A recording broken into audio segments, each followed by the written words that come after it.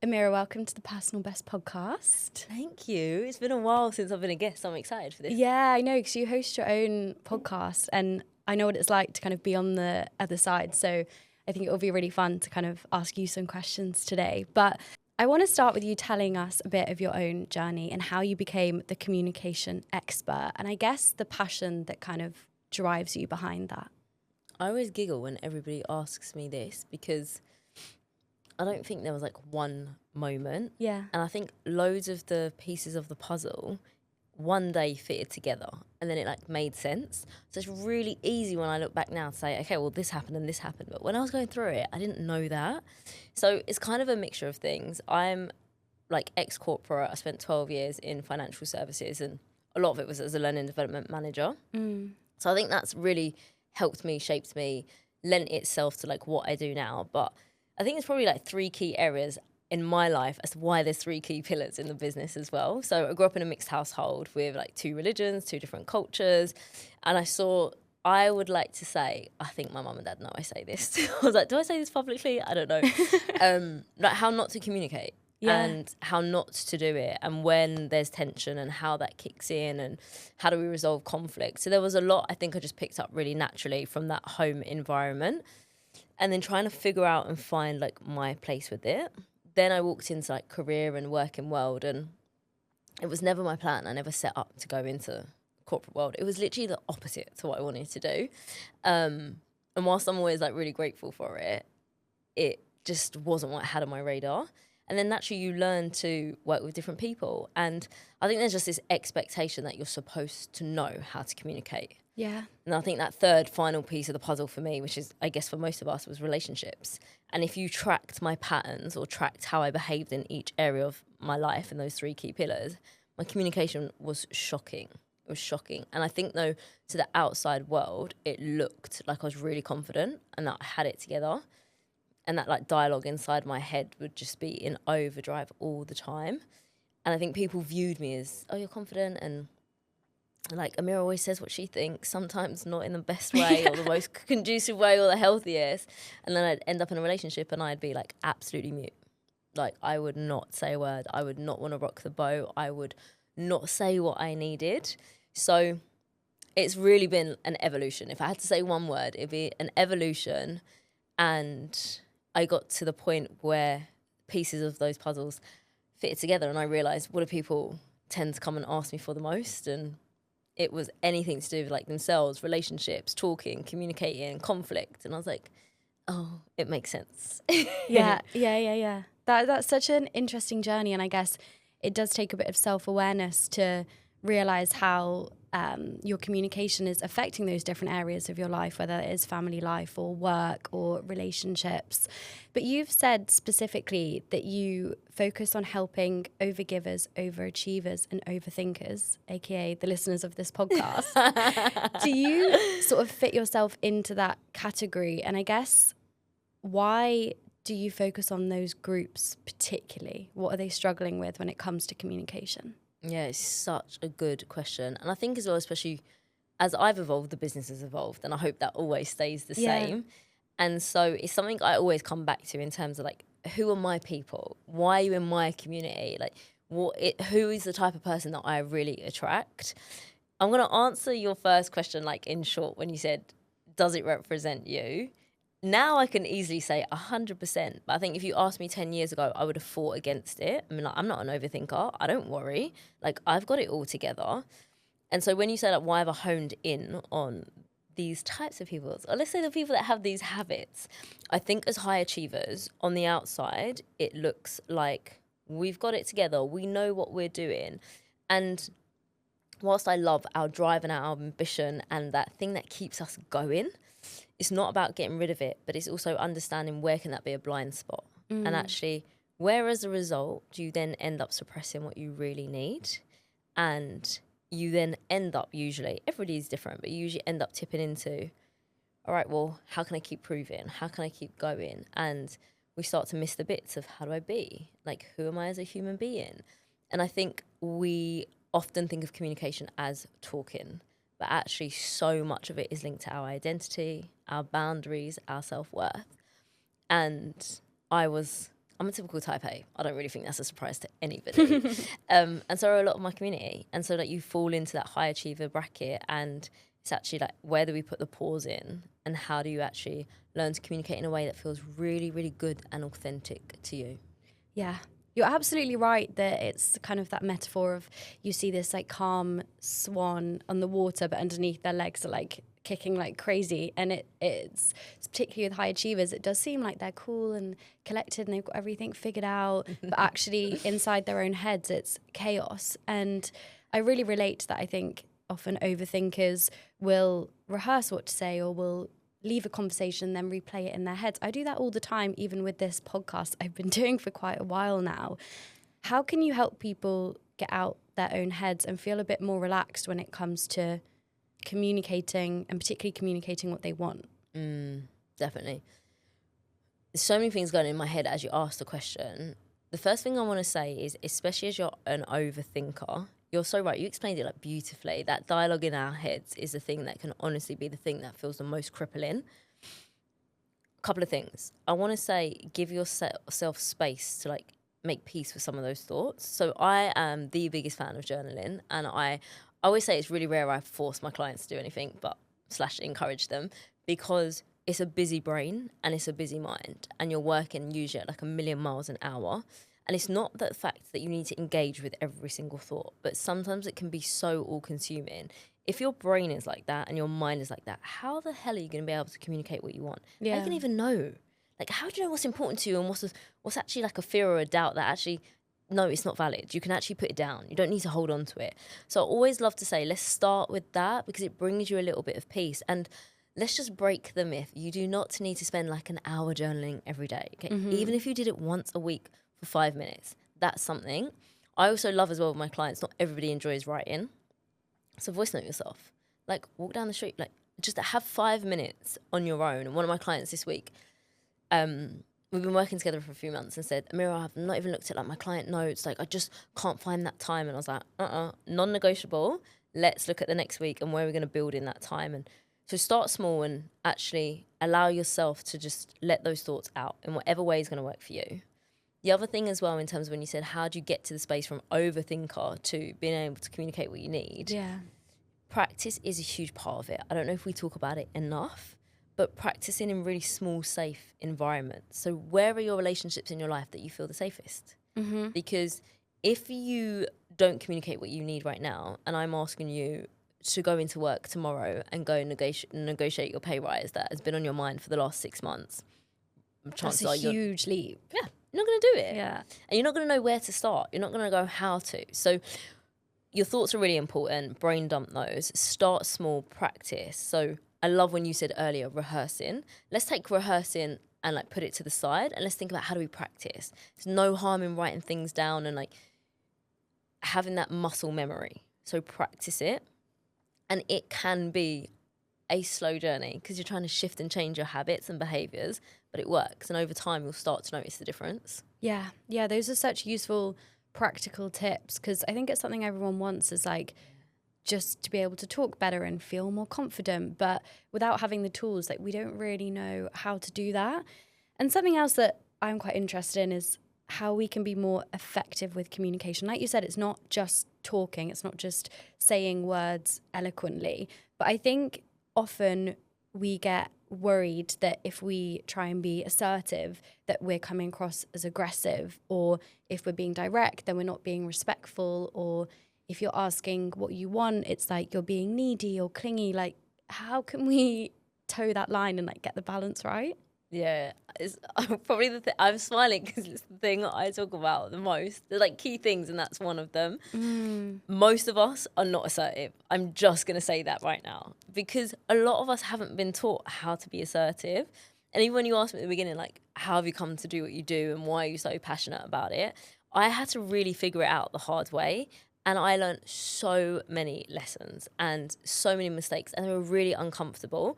But imagine that we had all the tools we needed in our toolbox and we actually knew how to do it. So think back to kind of how you've grown up. Who have you seen role model? And it doesn't matter whether it's your parents, teachers, caregivers, if you've grown up with grandparents or other people. All of these people have shaped the way that you communicate. So I always talk about your communication blueprint. I need to trademark that. But it's very much like your own personal map as to now when you take a pause and look at the way that you communicate, as your values, your belief system, all of that feeds into it. And so you're going to have somewhere on that scale of how you communicate. It might be passively, might be passive aggressively. It could be the other end, which would be aggressive or manipulation. And we want to be bang in the middle around assertiveness. Now, the other thing I probably should caveat with that is we don't need it to be perfect. You don't have to be like, oh, I nailed every conversation. Like, this was amazing. To this day, I'm going to share this actually. I'm going to write a post on this week, but I haven't actually shared this. I talk about feedback a lot, especially when I'm working with like businesses and teams and companies, and like people are probably fed up of me talking about feedback. Okay, and earlier in the week, I received feedback, and it still stung. After all the work that I've done, after all the work that I know that is for my benefit, I know that I asked for it. It wasn't like they gave it to me unwarranted. And I still had to sit with myself because my brain still in that moment, and I also know I was tired the day I read it. It was the wrong time and I should not have read it. I knew that. I was in the middle of doing other work. So all of that context, I know why it happened. It still happened. Yeah. The difference is I know how to catch it way quicker so that it doesn't spill into like every other area of my life. So going back to your question, in terms of like where we're sitting on that scale, understand first, like, are you quite passive? Would you rather just keep the peace? Do you feel guilty or bad for saying actually how you feel, or saying, hey, I can't come out tonight? Like, no, I'm actually exhausted, or I just need to take some time for me. I need to have an evening on my own. Passive aggressive is my pet hate. Everyone on my social media will know this, but it's the most indirect way of communicating. And again, it will come from a space where you maybe have grown up or feel like it's bad or that you shouldn't be able to express how you feel. And I really do think it comes down to we just don't know how. And then other side is aggressive or manipulative, which people think aggressiveness is always loud and rude, but sometimes it's more focused on actually being forceful. So you're not being very respectful of the other person and you'll force your thoughts or your ideas onto them. I actually don't know if I answered your question. I think that was really useful information. I was like, I think I took you on a tour somewhere else. Yeah, but no, honestly, it's so interesting. And I think what you're talking about kind of tips over into people-pleasing tendencies. And, you know, not feeling like we can express what we want, or not wanting to appear as aggressive or rude is because we want to, like, please other people. And I feel like I'm one of those typical girls now. It's like my therapist said, but therapy. No, let's do it. Let's do it. Therapy has been so enlightening for me, because one of the things I've realized is that I'm really afraid of other people's judgment. And in my previous job, I worked in a health and wellness club, and we sort of had to manage the members. And this is just a small example, but it was my job to kind of tell them what to do sometimes. And if they'd done something wrong or gone against the rules, I had to sort of put them in their place. And I found it so uncomfortable. My therapist was like, well, what are you afraid of? And I had to sit and think about it, but it came down to them not liking me. She reminded me, like, that's your job. And also I was viewing myself through this like made up lens, which to me is so interesting, because it's not factual that if I say this, they're going to think this, but that's just where my mind goes. Yeah. And it's like that narrative that's either been built over time, or it's come from somewhere, or we've made it up because we're filling in the blanks. And I think as well, like, as humans, we want to be liked, we want to feel connected, and we want to feel part of a group. Yes. And if we do anything that's going to jeopardize that, then no, God forbid, I couldn't say that out loud. I think that's a beautiful example, because it was part of your job, and actually it's that fear of, I don't want to be disliked. I don't want to be the odd one out. And I also think I've had to get used to that, probably less so now, but in the early days of having the business and having socials, and especially with the podcast, as soon as the podcast goes on YouTube, comments galore, and sometimes so unhelpful or like not constructive. And actually I've had to have a thicker skin to say, I'm not for everybody, and if you don't like this episode or something I've said, you're entitled to that opinion. But it's really difficult to build that up. And especially for me, I came from a space of adapting, and I over-adapted. And so I literally I didn't have a clue of like my identity, who I was, like how to communicate authentically. And you're so right, it's that fear of too direct. And I'm like, guys, there's no such thing as too direct. You're either direct or you've crossed the line and you tipped into aggressiveness and manipulation. You can't be too direct. Direct, clear, honest. But also you can be assertive and direct with so much love and empathy. And your tone of voice plays a part, and the timing of the conversation and the environment. So I think it's sometimes really helpful to remember that. And if you are coming from that people-pleasing place, yeah, it's going to feel like a big mountain to climb. So baby steps, don't try and feel like you've got to shift it overnight. Yeah, and I think sometimes it's a common trait in women that we don't want to, be assertive or say what we think. And, you know, I've worked with a lot of guys who are in higher up positions, and I kind of feel like I lack the authority to kind of have those conversations as well. Do you think we sometimes prioritize politeness over honesty? A short answer, yes. Like 100%. And it's interesting when you're talking about gender roles as well in this, because I think how we've been shaped from a society point of view in terms of what is acceptable. And so if we're going to do a very direct gender split here as well, females naturally are to have been, let's say historically, and how we've evolved. And think about as well how long we've been in the workplace versus men. Like that has a huge part to play in it as well. And you'd rather be polite than, God forbid, that fear comes up of being seen or being rude, or she's a bit arrogant, she thinks a little bit too much of herself. And so all those fears come back into play. And so we'll actually think about, well, how am I going to be accepted? And if it's better for me to be polite or toe the line or please or even appease, then I'd rather do that.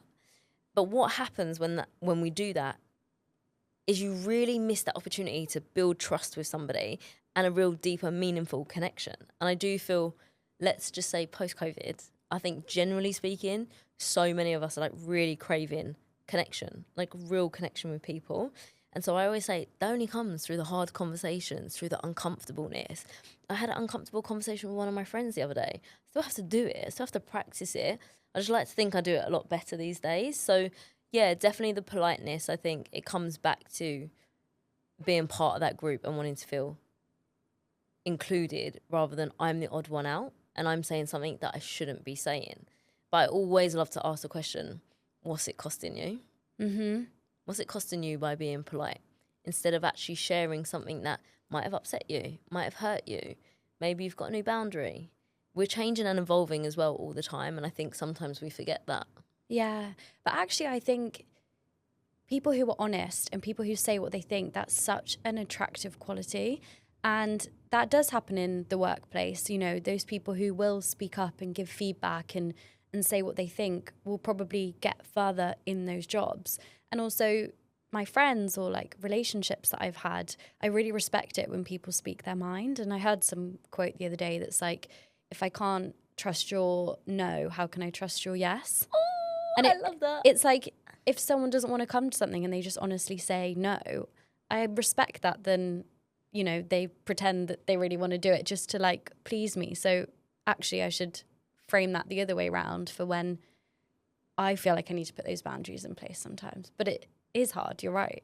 But I think you just gave us the most beautiful reframe, because look how compassionate or respectful you'll be when you're on the receiving end of that, but put yourself into that role and it feels so much harder. And I think in the moments where it can feel like you want to speak up or say something or express how you feel and all of that is quite new to you, I think that's a beautiful reframe and say, okay, well actually, if I was on the receiving end of it, why would I find this helpful? What would I appreciate about this? And then exactly as you said, just makes it a little bit easier for you to say, okay, I'm willing to try. Yeah. Let's see how this goes. They're not going to think I'm the worst person in the world. Yeah. But how can we have those difficult conversations? If someone's listening right now and they need to bring something up with their partner, maybe they're going through a breakup, maybe it's with a friend, maybe it's with a boss. How can we, I guess, put ourselves in the best position to have those uncomfortable conversations? I'm smiling so much because I spoke to my friend this morning and this couldn't have been better timed. And this is exactly, and they were like, Amira, like my partner's wound me up. I'm so angry, and we literally just went through this exact situation. So this is why I'm smiling so hard. There's a few things that I think we really don't do very well in these situations in terms of difficult conversations. So my first thing is to say, what are you doing about your emotions and how do you feel about this difficult conversation? Because I talk about learning how to regulate your emotions. So with my friend this morning, fuming. She was absolutely fuming, raging, okay? And she still decided to have the conversation with her partner. And I said, oh, tell me how that went. She was like, yes, so badly. He couldn't understand why I was shouting. And he continued to say, but I haven't done anything wrong. So I'm really confused here. So as well as that and not being able to like regulate your emotions, it's also then, what are you actually trying to say in your difficult conversation? I think sometimes we go into it without taking a little bit of time to prep for it. So whilst I don't want you to trip into overthinking and start rehearsing it, if you're not used to having difficult conversations, you're probably going to need to spend a little bit of time thinking, what am I trying to achieve here? What's the outcome? Beautiful. You literally took think, what's the outcome? And then let's work backwards. So with my friend, all she could connect to was how angry and how mad she was. And I was like, okay, as soon as we tip into that state, and also if anybody's listening and you think, I don't get angry and I don't shout because that's not my MO, you might be on the other end of like the spectrum where perhaps you say nothing and you withdraw, you shut down, or you want to get out of those conversations as quickly as possible. That's still not healthy, okay? Yeah. So we all have our go-to things, and maybe it changes in different situations or different people, but know what it is. Either way, it's not healthy. And so the biggest thing is, don't have the conversation in those moments. You need to take a time out until we can regulate your emotions. And this was like my hardest thing. I think I worked on it for 10 years. Now I can do it in the moment, right? Because I spent so long having to figure it out. So don't have the conversation in that moment. Second thing is, you said, what's the outcome? Okay, and especially if it's with your partner, you're not working against each other. And my friend this morning said, well, if that's how he's going to communicate, I don't want to be with him. And I said, okay, let's rewind that situation for a second. Because actually I said, all right, and imagine what would happen if you dated somebody else completely differently. And she was like, well, I said, well, if the same situation happened, how would you react? And she was like, the same. I said, so actually it's not on him. It's actually on you. And I think that takes such a deep sense of self-awareness. And this is not easy. I know it's not. Like, it is hard work, but it's worth it. So once you know, what am I trying to achieve here? I always say, whether it's a feedback conversation or a difficult conversation, start with a positive intention. And sometimes it's really helpful to share, especially with your partner. Hey, I want us to have this conversation about our argument last week, or when we butted heads, or we couldn't really agree at this point. And I want us to see if we can get to a space where we at least are able to understand each other. Because having difficult conversations doesn't mean you have to agree. My friend had one with me the other day, and I'll give you a quick in and out. She doesn't feel like I've showed up for her in a time where she's needed it. She's so entitled to feel like that. And part of me being able to receive it is to be able to listen to her. And be like, okay, well, can I reflect on that? Can I take that away? What else may I have been able to do differently? So come into it from a really, really clear space of like, what's the positive intention behind you having the conversation? And then my probably 2 other things I'd say on it is, can we keep it factual, please, guys? Do not use the word you. Just cut it out from your vocabulary. So going back to my friend's example this morning, she was like, you've done this, you didn't do this. Yeah. And then listed about 4 or 5 different things. So let's not keep receipts either. It's not helpful. We're not doing it, okay? No receipts, no you. And I said to her, what you've missed in this conversation and what you've not been able to do is tell him how you feel. So he's confused because he doesn't know why you're getting so mad. And I said, also, you gave him a boundary and now you've moved the boundary and you've not told him. So the poor guy is none the wiser. I said, so yeah, to him, you look mad and he can't understand why. So really own how you feel, and it can be hard. And even in a work situation, it still applies. You don't have to get all of your feelings out on the table, but own your perspective. What's happened? Where's the example? And I think as well, you just have so much more chance of that conversation landing in a better way. Yeah. I'm like reflecting on so many different situations in my life where I've had to have those difficult conversations, because it does feel so uncomfortable in the moment. And my mom's always given me such good advice with these sorts of things. And she says to put your big girl pants on and just, if you've got to go into it, put your big girl pants on and just do it. And I do remember one particular relationship where we'd kind of been on and off for a while and I knew it wasn't working. And I had to have the like breakup conversation, but it just felt so hard. And my mom said to me, like, what do you want the outcome to be? And I was like, I know that we need to break up. And so we kind of had this conversation going round and round in circles, but I made sure that at the end of it, we were both on the same page, even though it was hard and it wasn't a mutual decision, at least the outcome was sorted. Otherwise you end up having the same conversation 10 times. And I imagine that happens a lot in relationships where the same issues come up again and again. And like you said, people kind of keep receipts and it might start off with an argument about like, oh, you didn't hang the washing out. And then it's about something that happened 3 years ago, you know? So I think that's such useful advice. And I think it takes practice. I think we can all get better at it. Definitely. It's definitely practice. And I think what I love that you did in that conversation is even though it wasn't mutual, and I think we won't get into it right now, but often people will have so many questions because a conversation didn't land in the way that you wanted it to, or somebody's not able to receive it, or like you said, they've gone away with a different message. So I always say you are in control of not just what you're saying, but how you're saying it. And even though it was a hard conversation for you, you did it, and you also got to the space of what the outcome, what you needed that to be. And it was probably hard to get to that. And I can imagine as well if the other person's pushing back or like, no, just like, let's try again. And that's then about how you hold that boundary or hold and stay strong to that message. And that's really difficult, especially when you're already feeling uncomfortable. Love your mum's mantra. I love that. And sometimes it can be helpful because if you visualize it, it's like stepping into somebody else's shoes in order to be able to have the conversation. And sometimes that can just be a helpful visualization for you to say, okay, I can do this. And sometimes that's where your mantras are really, really important. This is going to be tough, but I can do hard things. I've done hard things in the past. I can have a hard conversation. And I think as human beings, one of the biggest things that we don't like is being uncomfortable. We don't want the discomfort. We're doing everything we possibly can to avoid it. And I think if we learn how to embrace it a little bit more, especially when it comes down to the way we communicate in our relationships, it can only help us. And you will get used to the uncomfortable discomfort feelings. And I still have them. I'm human. I'm not going to get rid of them. My tolerance level for them is much better. Yeah, and I think in a way it shows that you care and that you respect that other person and you respect their feelings. You know, if you were like, oh, I'm just dumping them, I don't care. Like that's that's not very nice. So actually, harsh. I think it is coming from a good place.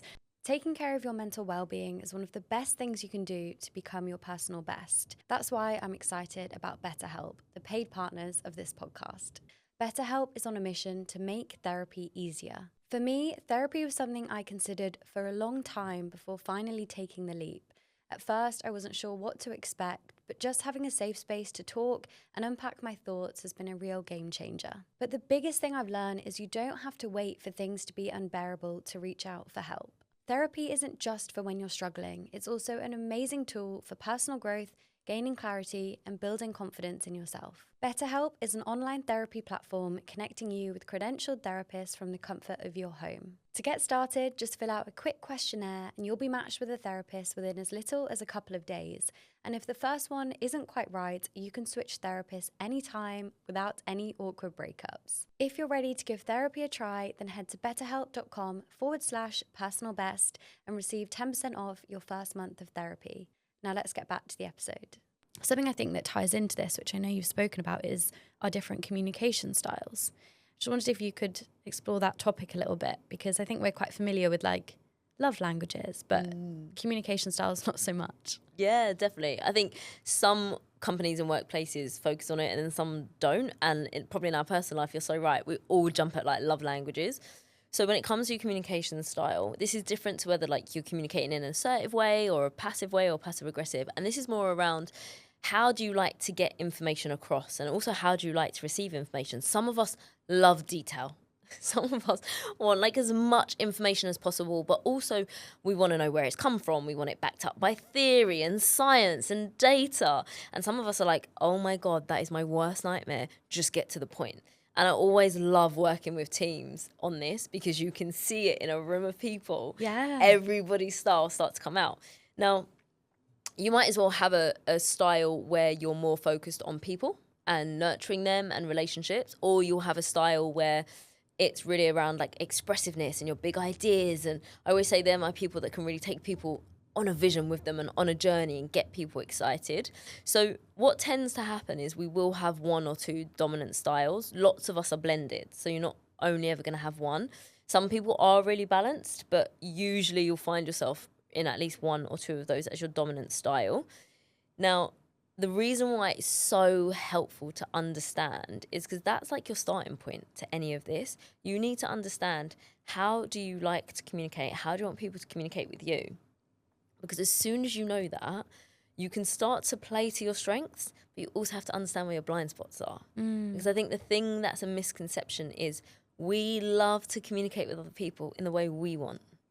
And if you actually want to have like a healthy conversation or be effective, whether it's at work or like in a personal relationship or with your friends, you need to take the focus off of you and you need to make it about you, about the other person. Yeah. It almost is like learning to speak the same language. You know, if you had someone who's Spanish and someone who's Thai, they're not going to understand each other. So you have to kind of like learn from each other and be able to communicate effectively. Do you think this ties into why some interpersonal relationships work and some don't? Like some people clash and some people really connect? Because I find it funny sometimes. I'll meet a stranger and we just hit things off and we can talk so easily. And then someone that I might have known for a few years, I really struggle to have a conversation with. Yeah, I think you're so right in asking. I think there's two things. I think definitely communication styles. It tends to be a lot easier if we're talking to somebody who likes to communicate in the same way as us. Because let's say you are just getting straight to the point. You're very like goal driven or focused orientated or solution like orientated. You're going to be quite succinct in how you come across. And if somebody else is receiving information in that way and really likes it, you're going to have quite a quick, like effective conversation. You're both going to walk away from it really happy. Like, that was great. If you've got two people who really are focused on people and relationships and how people feel, again, both going to walk away from that feeling super valued. So as well as your communication styles, because you're right, it's where your blind spots come in and then where the friction kicks in as well. And usually where you're sitting on opposite ends is where, let's say somebody values being succinct and to the point and wants to focus on like, how can we move forward? And then you've got somebody else who needs all the information and the detail. Not all the time, but it's a likely example where you're going to get friction at some point, because the person that's succinct and to the point is going to be like, you're slowing me down. Frustrated. Yeah. Why are you being so rigid? Like, stop. And then the frustration kicks in. But I think on top of that, which is also really important, especially when you said you find some people where you really click, it will also come down to your values and your belief systems as well. So when you have those shared values, it will be those conversations where you say, oh, they just get me. Or I didn't even finish my sentence and they know exactly what I was going to say. And it's usually because you're coming from a shared perspective, values, belief, and communication styles. Yeah. And I think just remembering, I think you mentioned it earlier, that not everybody is going to like you. And for a self-proclaimed people pleaser, that is tough, but you're not going to connect with everybody. And that's fine, because so much does come into it, like you're explaining there, like your communication style, your values, where you're at in your life. You know, it will change your relationships. And I guess a big learning curve for me as well is that people aren't mind readers. Yeah. And my dad used to say, which I think is a great piece of advice as well, is we judge ourselves by our intentions and we judge other people by their actions. Yes, I love this. So, you know, sometimes you'll say, well, I said this, but I actually meant that. Well, the other person's not going to know that. Yeah. They can't read your mind. Spot on. And it's where then we lose the clarity, and then we're like, well, why did that end up really unhelpful? Or why did I walk away from that conversation feeling so misunderstood? It's honestly, I think one of the catchphrases of the business in terms of how can you actually find your voice and say what you mean? Yeah. Because so many of us don't. And I love when you said as well, it's a hard concept to get your head around, that you're not going to like everybody, or not everybody's going to like you. Mm-hmm. But I love the quote that always says, okay, not everybody's going to like you, but you don't like half the people. So why do you want them to like you? Yeah. So actually, when you put it like that, you're like, oh, yeah. And I think it's hard whether you're running a business or you're at work because it's such a fundamental, like, human need. But remembering, I've had to come back to the mantra really similar to you and remember and say, I'm not for everybody. And only, like, in the last couple of years have I been able to get comfortable with that within the business and say, I know who my tribe are. And maybe I'm not meant for everyone, and that is okay. But I know who I am for. Yeah. I am going to ask you the final question that I ask every guest, which is, if you had to give one piece of advice to help people achieve their personal best, what would it be? It can relate to communication, or it can be anything else that pops up. I always have to stop myself at this point because there's like 10 million things I want to say. Yeah. So I'm going to just boil it down to one. And I would say, in order to achieve your personal best, you don't need to do more. You just need to learn how to be you. Yeah. Because I think sometimes we show up as to how we think we should and who we think we should be in this world and what people expect of us. And this doesn't mean be authentically you and like ignore everybody else. But I really do think when you have such a good grounding as to who you are and you operate from that space of authenticity, it helps you harness and have those really healthy conversations, relationships, and you operate at your personal best because you feel good within yourself. And when things are tough, you know how to navigate it and you know that it's temporary. So I think that would be my advice. That's beautiful. I love that. And actually, I feel like I really needed to hear that because, I don't know, life seems to have been a bit of a whirlwind this year so far, and actually coming back to who you are and how you show up as your most authentic self, I think is so, so important. So thank you very much. Where can people go if they want to find you, check out any of the work that you're doing? Definitely. I always say Instagram is my office. So at the _ communication expert. I'm on LinkedIn. It's Amira Mansour if you want to find me. And then you'll find all my resources, links, free quiz you can take. Go and find out your communication style. Download the assertiveness guide. That's like your starting point. So find that out and hopefully it's going to open up your eyes. That's amazing. Thank you so much. And I will link everything in the description so people can find it. But I really appreciate you. Thank you for your time today. And all the best with your work and everything else. Thank you so much for having me. And thank you, everybody, for listening.